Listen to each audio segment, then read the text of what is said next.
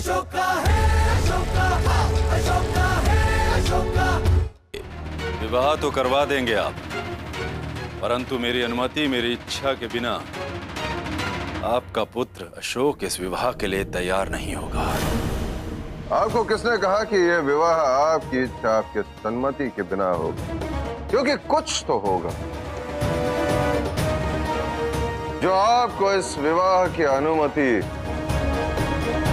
ना देने से भी प्रिय हो। मेरे लिए इससे महत्वपूर्ण और कुछ भी नहीं कि मैं आपके पुत्र अशोक से घृणा करता हूं। इतने शीघ्रता से निर्णय मत लीजिए कलिंग नरेश महाराज जगन्नाथ। सोचिए, अच्छे से सोचिए, क्योंकि ऐसा अवसर बार बार नहीं मिलता कलिंग नरेश। और जब भी सोच ले तो आप निसंकोच कहिए, क्योंकि आपकी सम्मति का कोई भी मूल्य चुकाने के लिए मैं तैयार हूं।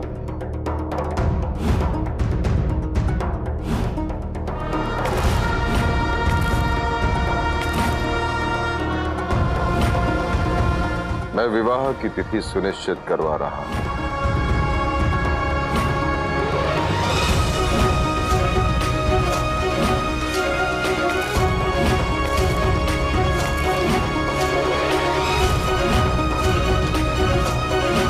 बधाई हो समझी जी।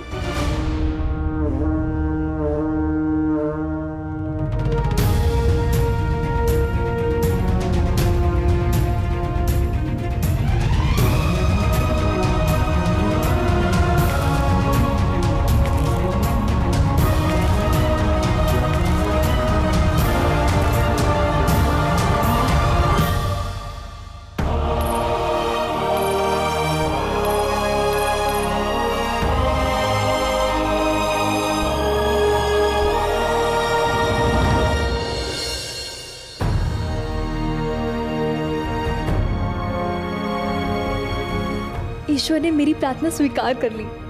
ज्ञानी बाबा की बात असत्य सिद्ध हुई। पिताजी, क्या महाराज जगन्नाथ ने अनुमति दी? नहीं, पर अवश्य देंगे। मुझे प्रतीत होता है कि हमें उन पर संपूर्ण विश्वास नहीं करना चाहिए। मैंने कहा ना, निश्चिंत रहो, मुझ पे भरोसा रखो।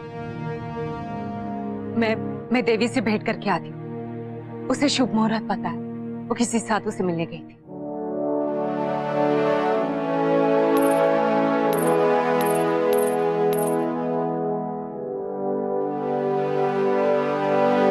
पता नहीं उस धर्मा ने उस बिंदुसार को ऐसा क्या कह दिया कि वो बुड्ढा सब कुछ भुलाकर उन दोनों के विवाह करने के लिए तैयार हो गया।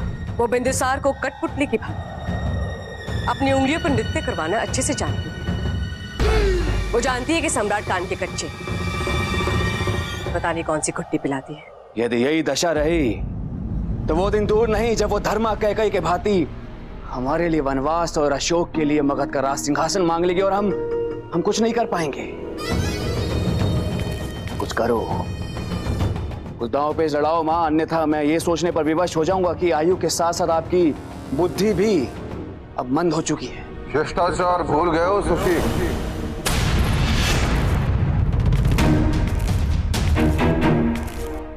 मां से ऐसे बात की जाती है? यही अंतर है तुम में और अशोक में कि वो मां का मान सम्मान करता है और तुम नहीं। मैं केवल यही कहने आया हूं कि तुम व्यर्थ में चिंतित हो रहे हो। तुम जो सोच रहे हो वैसा कुछ नहीं होगा। मैंने आज तक जो भी निर्णय लिए हैं वो परिवार को जोड़े रखने के लिए लिए, किंतु आज मुझे आभास हुआ कि परिवार को प्राथमिकता देकर मैं मगध की सुरक्षा को संकट में डाल रहा, और अब मैं ऐसा कदापि नहीं होने दूंगा।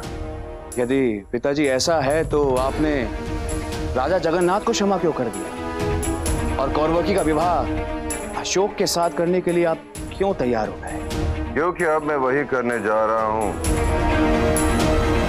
जो मेरे साथ किया गया है। जिन पर भी मैंने विश्वास किया उन्होंने मेरे पीठ में छुरा भोंका है। अब मैं जिस प्रकार प्रतिशोध लेने जा रहा हूं उन विश्वासघातियों को इसकी कल्पना भी नहीं होगी। अपने शत्रुओं को ऐसे भ्रम में डालूंगा कि उन्हें अपना विजय सुनिश्चित लगने लगेगा। तब मैं उन्हें हराऊंगा, केवल हराऊंगा नहीं, उनका सर्वनाश कर दूंगा। सम्राट, आज मैं इतनी प्रसन्न हूं कि व्यक्त करने के लिए मेरे पास शक्ति नहीं। अंततः आपको समझ में तो आए कि आपकी पहली पत्नी और आपका ज्येष्ठ पुत्र दोनों ही आपके प्रेम और विश्वास के अधिकारी हैं। आपका ज्येष्ठ पुत्र सुशील, वो ही राज सिंहासन का योग्य उत्तराधिकारी है। सम्राट, देर से ही से आपको सत्य का बोध तो। हाँ, मुझे सत्य का आभास हुआ।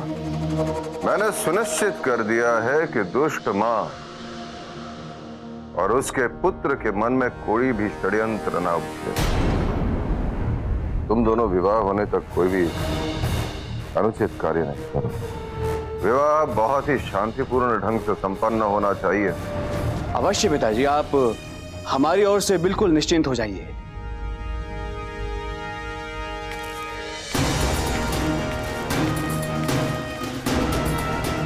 सुशील, बस एक बार तुम्हारा विवाह चंदा से हो जाए, फिर तुम्हें सिंहासन पर बैठने से कोई नहीं रोक सकता।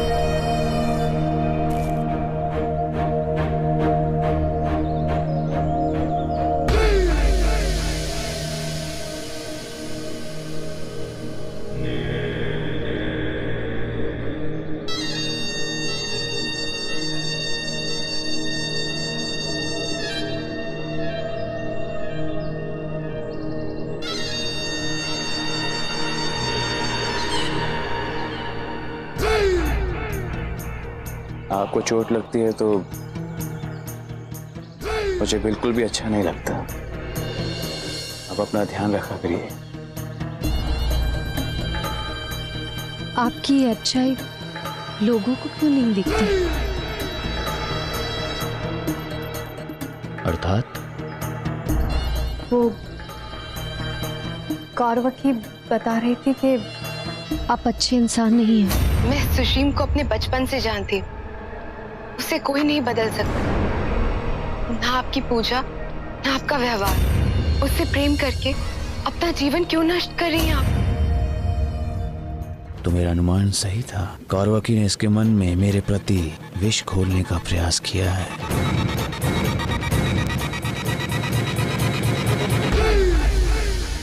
आपको दूसरों की बातों से चिंतित नहीं होना चाहिए। आपके लिए मेरा प्रेम अटूट और अमिट है। जिसको जो कहना है कह। मैं केवल उसी से प्रभावित होती हूँ जिसकी अनुभूति मेरे हृदय को होती है। अब तो बस यही प्रार्थना है कि शीघ्र ही विवाह का मुहूर्त निकले और हम दोनों सदा के लिए एक हो जाएं।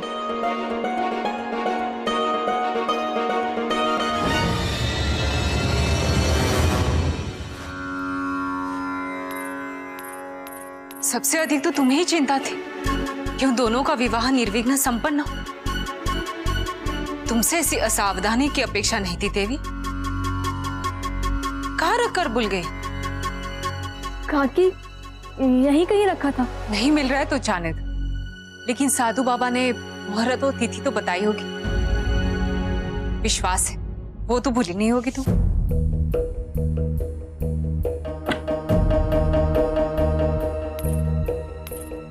क्या हुआ देवी, कुछ छुपा रही हो मुझसे?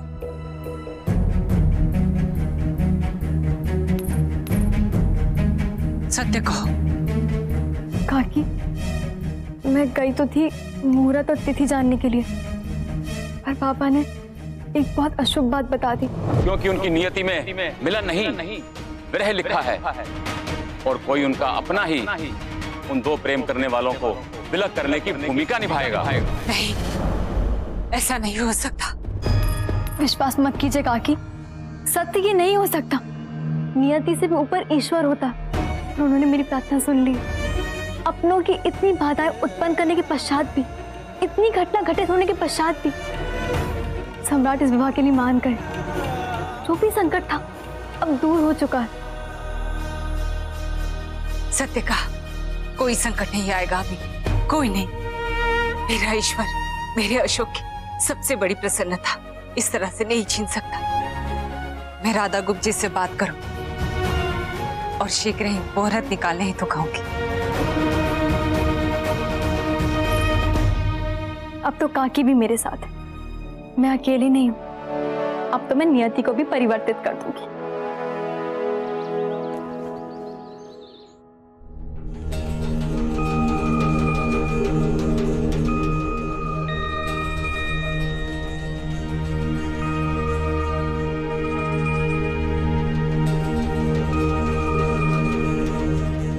एक सप्ताह के अंदर ही शुभ मुहूर्त का संयोग बन रहा है सम्राट। तिथि निश्चित की जाए। यदि आपको यह स्वीकार्य है तो फलदान के लिए कल का दिन बहुत ही शुभ है, जो यह सुनिश्चित करेगा कि विवाह के लिए दोनों परिवार पूर्ण रूप से सहमत हैं। विवाह की तैयारियां आरंभ की जाए। भगत के राजसी विवाह में कोई भी बाधा स्वीकार्य नहीं होगी मुझे।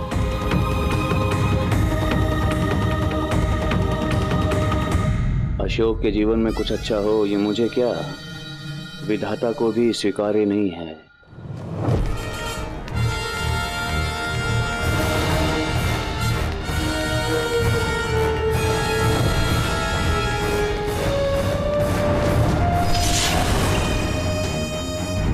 राजभवन विवाह के आयोजन में खोया होगा।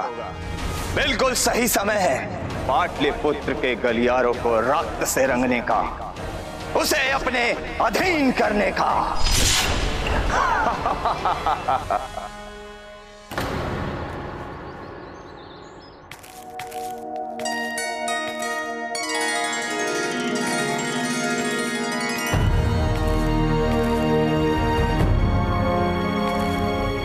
पधारिए पधारिए, पाटलिपुत्र के इस ऐतिहासिक विवाहोत्सव में आपका स्वागत है।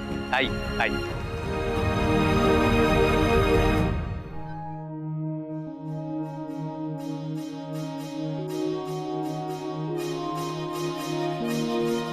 नववधू कौरकी है या अप्रति है? बहुत सुंदर दिख रही है। मैंने कभी सोचा भी नहीं था कि अशोक का विवाह किसी राजकुमारी से होगा, और आप उसके पिता उसको आशीर्वाद देने के लिए उपस्थित रहेंगे। श्रृंगार ही प्रसन्नता की अभिव्यक्ति है। बस अभी यही इच्छा है कि सब कुछ जैसे हो रहा है वैसे अबाधित बार बढ़े। तुम चिंता मत करो, मैं सुनिश्चित करूंगा।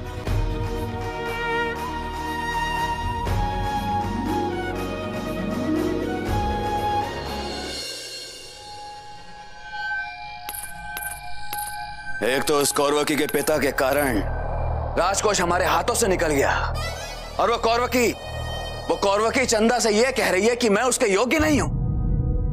उसे छोड़ूंगा नहीं मैं मां। लड़की तुम उसके बारे में सोच रहे हो सुशी? सम्राट ने आश्वस्त कर दिया है, एक बार ये ऐतिहासिक विवाह शांति से हो जाए, उसके बाद सम्राट केवल अशोक और धर्मा से ही नहीं सबसे निपटेंगे। नहीं मां, एक क्षण भी कौरवकी को अशोक के साथ दाम्पत्य जीवन बिताते हुए देख नहीं सकता हूं मैं। उसे कुचल देना चाहता हूं, उसे मसल देना चाहता हूं, वो भी उस अशोक के समक्ष, ताकि वो तुच्छ प्राणी अपनी अंतिम श्वास लेने से पहले ही अपने प्राण त्यागने पर विवश हो जाए।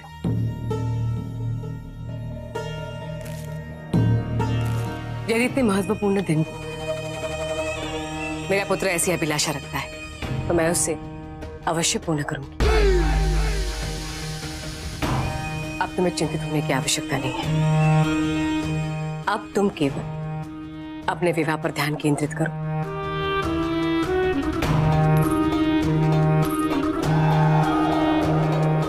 और मैं वो करूंगी जिससे वास्तव में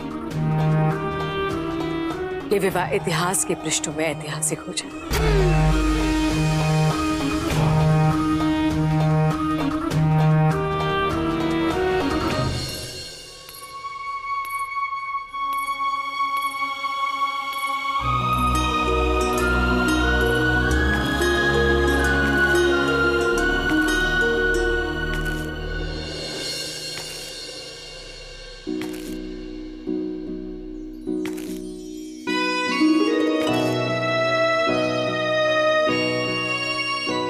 तुम्हें लगता है कि तुम्हारे पिताजी अपनी सहमति दे देंगे?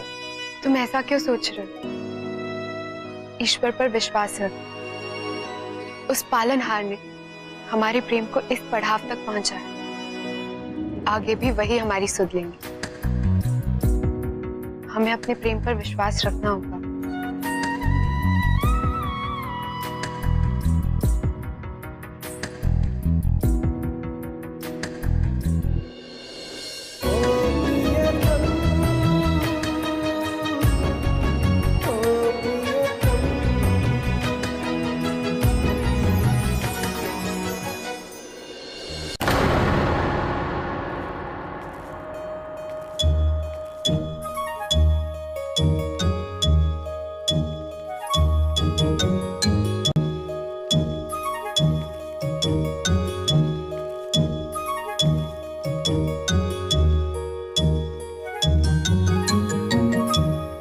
इसमें और सूखे मेवे डालिए।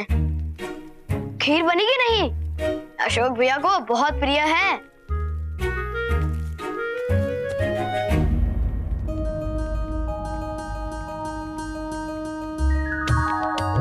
सत्यनारायण जी की पूजा के प्रसाद के लिए ये पंजीरी है, इसे नहीं चखते। जैसे जैसे समय बीत रहा है, राजश्री विवाह को देखने की अधीरता बढ़ रही है। मैं भी उसी दिन की प्रतीक्षा कर रही हूँ, पर उससे पहले सत्यनारायण जी की पूजा तो आरंभ हो जाए। ओम प्रारंभे निर्विघ्नास्तु वसुदेव सुतं देवं कंसचाणूरमर्दनं देवकी परमानंदं कृष्ण वंदे जगद्गुरुम्। ओम सशंखचक्रं सकीटकुण्डलं सपीतवस्त्रं सरशिरुएकक्षणम् सहार वक्षास्थल कौस्तुभाश्रियं नमामि विष्णु शिरसा चतुर्भुजम्। पूजन संपन्न हुआ, अब फलदान की क्रिया चालू की जाए।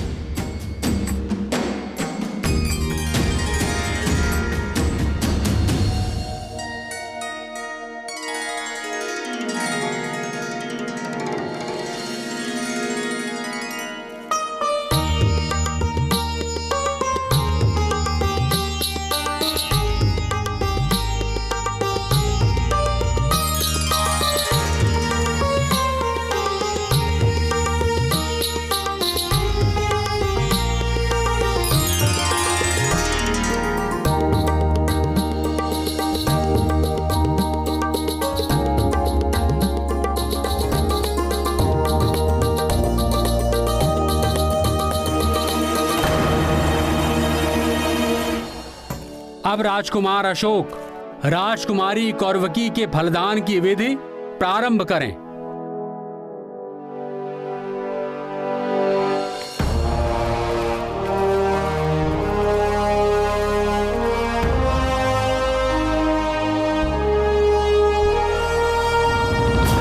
क्योंकि उनकी नियति में मिलन नहीं, विरह लिखा है और कोई उनका अपना ही उन दो प्रेम करने वालों को विलग करने की भूमिका निभाएगा। आपका कोई निर्णय हुआ? अभी नहीं। अर्थात मैं ये समझूं कि आप इस विधि के लिए सहमत हैं और जो भी चाह आपको विवाह की तिथि तक सोचने का समय है। अशोक की प्रसन्नता के लिए मैंने वचन दिया है आपको। आज आप जो भी मांगेंगे मैं सहर्ष दूंगा आपको।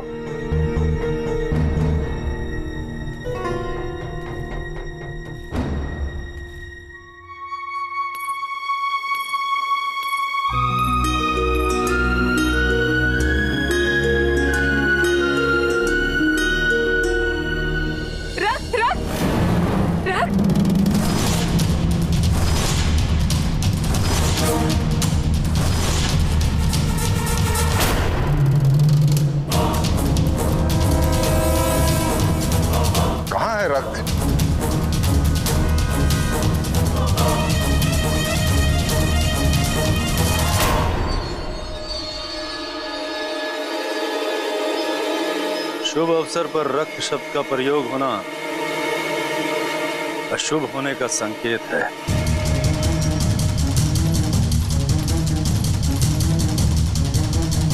काकी, ये तो कुमकुम है और कुमकुम तो बहुत शुभ होता है। हमारे गांव में कहते हैं सुखमयी दाम्पत्य जीवन के लिए कुमकुम माता का आशीर्वाद होता है। ये बहुत शुभ होता है। इससे ये भी प्रतीत होता है कि जहाँ माता का आशीर्वाद है वहाँ कुछ भी अनिष्ट नहीं होता, चाहे कोई कितने भी प्रयत्न करते।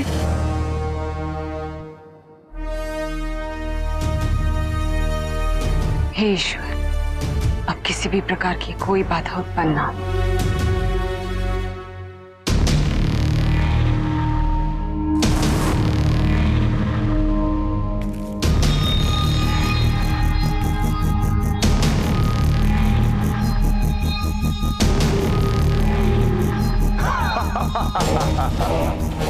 मैं हूं विकटकुरा।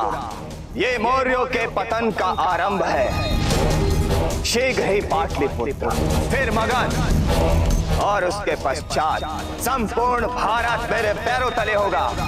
और मुझे ऐसा करने से रोकने के लिए किसी वीर की भुजाओं में इतना बाहुबल नहीं, उस अशोक में भी नहीं जिसकी नियति में अखंड भारत का निर्माण करना लिखा है।